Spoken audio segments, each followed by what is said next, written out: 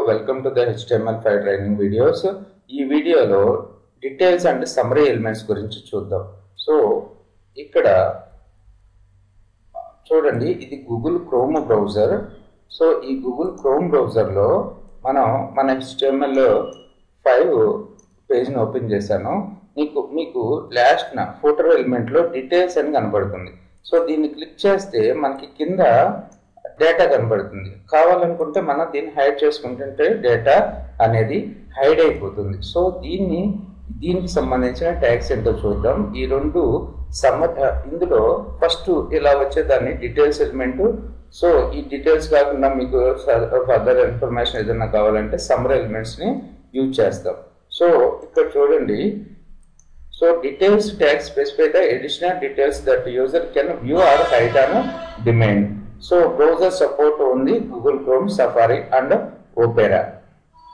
So ఇక్కడ చూసినట్టయితే మీకు ఈ ట్యాగ్ అనేది మనకి గూగుల్ క్రోమ్లోనే వర్క్ అవుతుంది. అదే ఫైర్ ఫాక్స్లో అయితే మనకి డీటెయిల్స్ ట్యాగ్ వర్క్ అవట్లేదు. ఓకేనా? సో ఫస్ట్ కోడ్ని చూడండి.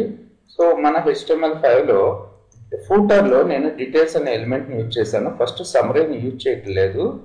సో సమ్మరీని యూజ్ చేయకుండా సేవ్ చేశాను. సో డీటెయిల్స్లో రెండు పారాగ్రాఫ్లు ఇచ్చాను. So run in Chrome. So క్రోమ్లో ఓపెన్ చేస్తున్నాను దీన్ని. సో మనకి డీటెయిల్స్ కనపడుతున్నాయి చూడండి ఇక్కడ కింద డీటెయిల్స్. సో డీటెయిల్స్ని క్లిక్ చేస్తే అందులో రాసిన మ్యాటర్ కనపడుతుంది.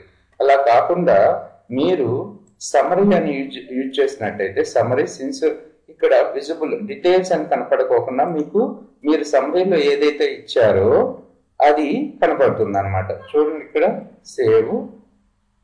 సో రీఫ్రెష్ చేస్తున్నాను. సిన్స్ ఫ్రమ్ 2010 to 2016 ఇక్కడ చూడండి క్లిక్ చేయగానే కనపడుతుంది. సో సేమ్ దీన్ని నేను మన ఫైర్ ఫాక్స్ బ్రౌజర్లో ఓపెన్ చేస్తున్నాను.